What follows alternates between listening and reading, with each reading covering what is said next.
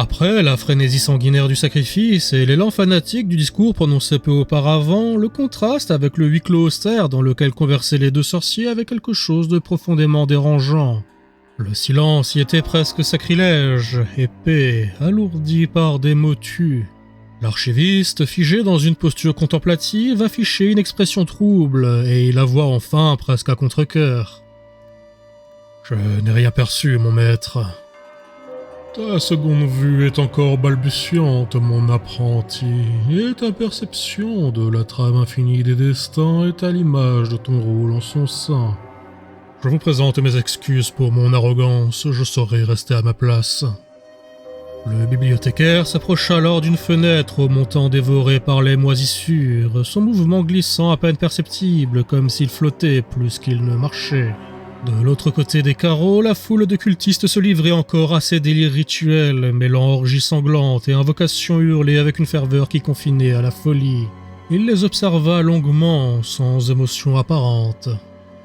Le grand architecte tisse quelque chose que je ne parviens pas à nommer. Si nous voulons réellement accomplir son dessein, il nous faut d'abord le comprendre. Savoir en quoi cette anomalie pourrait menacer nos plans, ou peut-être les servir. Qu'attendez-vous de moi, mon maître ? Va, emmène autant de pions qu'il te sera nécessaire vers le nexus de cette torsion dans la trame des possibles. Déplie-la, explore-la, déchiffre ce qu'elle masque, et rapporte-moi ce qu'elle peut nous offrir. Et pour le rituel ?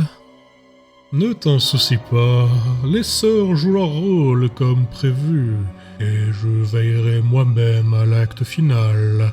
Maintenant, pars et ne me déçois pas.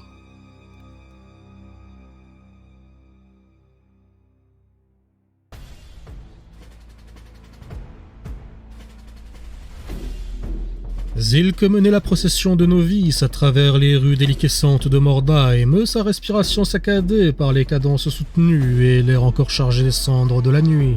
Des relents de suie et de fumée étouffaient les ruelles, traces persistantes d'un brasier récent qui avait déchiré le silence morbide de la cité maudite. En vérité, rien d'inhabituel dans ce charnier perpétuel qu'était devenu Mordheim depuis la chute de la comète à deux queues. Magdalena leur avait désigné, plutôt, la direction du point d'origine de la perturbation qu'elle ressentait dans ses prières. Un nœud, avait-elle dit, une déchirure dans l'harmonie spirituelle, dans sa connexion avec Sigmar. Mais Zilk, malgré sa ferveur intacte, était empreinte de doute, incapable de saisir la nature exacte de ce qu'elle cherchait. Leur mission reposait uniquement sur l'intuition mystique de la chanoinesse, dénuée de la moindre précision concrète, sans but clairement formulé, ni même de repères tangibles. Pourtant, l'ordre avait été donné, et elles obéissaient, comme toujours. Le rythme de la marche se ralentit progressivement. Les sœurs avaient déjà remarqué la présence anormale de cadavres d'hommes rats sur leur chemin, mais à mesure qu'elles approchaient des docks, ce furent les corps d'adorateurs du chaos qui commencèrent à parsemer les pavés humides. Leur disposition grotesque évoquait moins une bataille rangée qu'une exécution brutale, et une novice en queue de formation finit alors par rompre le silence, sa voix empreinte d'inquiétude. « Ma sœur, ces seils de la ruine ont été fauchés par la sorcellerie. Je le vois aussi de mes yeux, restez vigilante, il est un mal en ces lieux qui menace même les sbires du grand ennemi. » Tandis que les sœurs Sigmarites continuaient leur avancée prudente, le son d'une conversation fut porté par l'air moite, indiquant à la troupe qu'elle n'était pas seule. La fin d'une tirade froide et glaciale, emplie de menaces, s'enchaîna sur la voix d'un homme au ton précieux, semblant peu impliqué par les promesses sordides exposées un instant plus tôt. Mais ce fut pourtant ce qui retint l'attention de Zilk, au moment où elle penchait la tête discrètement au coin d'un bâtiment pour observer la scène. Oh diantre, voilà une pression sur mes épaules bien inconfortable. Laissez-moi réfléchir. Je vous ai déjà exposé mes objectifs, mais il me semble que nous avions également comme but de trouver un bateau et une Hilda, Weinstock. Et oui, et bien sûr l'orbe du démon. Enfin, ce gros fragment de pierre magique, je veux dire. Vous savez, celui aux mains de ces religieuses. Ah non, vous ne saviez pas, évidemment. Mais eh bien, vous le savez maintenant.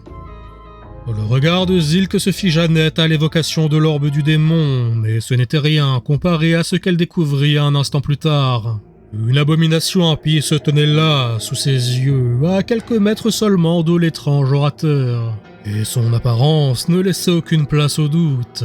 La pâleur morbide de sa peau, l'élégance prédatrice de ses traits, les canines acérées trahissant une fin contenue. Un vampire. Elle en avait une connaissance vague, tirée des récits et des grimoires anciens, mais jamais elle n'en avait vu un d'aussi près. Et certainement jamais d'aussi vivant, quoique ce mot puisse être sujet à débat concernant une telle créature. Mais surtout, c'était elle, à n'en point douter, la commandante supposée de cette armée de morts qui ravageait Mordheim depuis des semaines, ainsi que la responsable de dizaines d'escarmouches sanglantes contre les sœurs de Sigmar, la marquise Veronica von Karstein. Pourtant, malgré l'horreur qu'elle incarnait, la créature semblait hésitante. Son regard se plissa, perçant l'ombre entre elle et l'étrange homme à l'origine de cette tirade surréaliste. Elle le scrutait comme on observe un insecte rare, potentiellement dangereux, oscillant entre la curiosité scientifique et la méfiance instinctive. L'arbre du démon ? La réponse de Maximilian fusa instantanément, toujours teintée de ce ton léger, presque distrait, comme s'il parlait de la météo plutôt que d'un artefact maudit. Oui, une taille véritablement hors du commun, et il est très important pour quelque chose, mais je ne me souviens plus quand. C'était peut-être avant ou bientôt, mais il y a fort à parier que même maintenant il joue un rôle majeur à Mordheim. Enfin, je crois. Madame, ô grande maîtresse des morts, si je puis me permettre une remarque, cela peut être en rapport avec la baisse d'activité des sœurs de Sigmar et leur réclusion dans leur grande cathédrale. Il est vrai, cela expliquerait pourquoi elle semble soudainement protéger quelque chose. En fait, c'était littéralement le cas. Soudain, un son strident, à mi-chemin entre le grincement métallique et le sifflement aigu d'un mécanisme sous pression, retentit depuis la silhouette de Maximilian, tranchant l'atmosphère déjà tendue comme une lame. Tous les regards se tournèrent aussitôt vers le savant, dont l'attitude changea du tout au tout. Lui-même parut surpris, presque pris de court, et se mit à fouiller frénétiquement ses vêtements dans un mélange de hâte et de panique désordonnée. Oh Fichte, où est-il? Veuillez m'excuser pour l'interruption, je suis d'une impolitesse. Ses mains disparurent sous son long manteau élimé, qu'il écarta, retourna, souleva, comme s'il tentait de rattraper un insecte qui s'échappait de manière incontrôlable. Après quelques gestes agités, il plongea profondément les bras dans une doublure secrète, jusqu'à en extraire un petit objet étrange, impossible à identifier au premier regard. Il s'agissait d'une sorte de mécanisme hybride, un amalgame improbable de rouages scintillants, de microtubes à vapeur et d'éclats de malpierre faiblement luminescents, agencés avec une précision délirante.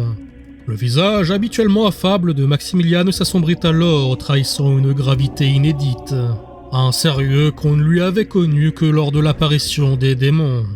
« Oh non, mes aïeux, je crois que nous ne sommes pas seuls. » Les yeux de Zilk s'écarquillèrent instantanément. Avaient-elles été repérées? L'idée la heurta de plein fouet, aussi brutale qu'inattendue. Était-ce cette machine impie, hérétique dans sa conception et saturée de magie dégénérée qui les avait trahis? Impossible de le savoir à cet instant, et de toute manière, le temps des spéculations était à présent révolu. Les ordres de Magdalena étaient sans équivoque, localiser et anéantir la source de la perturbation spirituelle qui souillait leurs prières. Et devant elle se dressaient non pas une, mais deux anomalies évidentes, un vampire au pouvoir manifeste et un homme à l'origine d'une magie hérétique et incompréhensible. Sans la moindre hésitation, Zilk poussa un cri de guerre clair et chargé d'une ferveur divine. Dans son sillage, les sœurs déferlèrent comme un flot de fanatisme armé, l'acier sacré frappant avec une précision surnaturelle. Leurs armes ointes s'enfoncèrent dans les rangs clairsemés de la non-vie, réduisant les cadavres animés en fragments d'os brisés et en lambeaux de chair putréfiés. Mais ce ne fut pas la seule attaque. À l'exact opposé de l'assaut sigmarite, une autre force, tapie jusqu'ici dans l'ombre, se jeta elle aussi sur les morts, plus brutale, plus désordonnée, mais tout aussi dévastatrice. En une fraction de seconde, les armées de Veronica se retrouvèrent prises en étau, broyées entre deux marées d'ennemis surgis comme des crocs dans la chair d'un animal acculé. Le choc fut total. Morbag, pris de court, tenta désespérément de maintenir l'équilibre de ses sortilèges, mais la violence du carnage et sa propre panique eurent raison de sa concentration. La canalisation des vents de magie s'effondra en un instant, comme un filet d'eau s'échappant de ses doigts raidis par la peur. Et les derniers cadavres encore animés s'effondrèrent avec mollesse, privés de l'énergie sombre qui les alimentait, dans un fracas étouffé d'os et de cuir sec. Un silence presque irréel s'abattit un bref instant, le tumulte suspendu dans un temps gelé. Et lorsque la poussière retomba, que les râles expirés des dernières créatures se turent, la vue se dégagea enfin.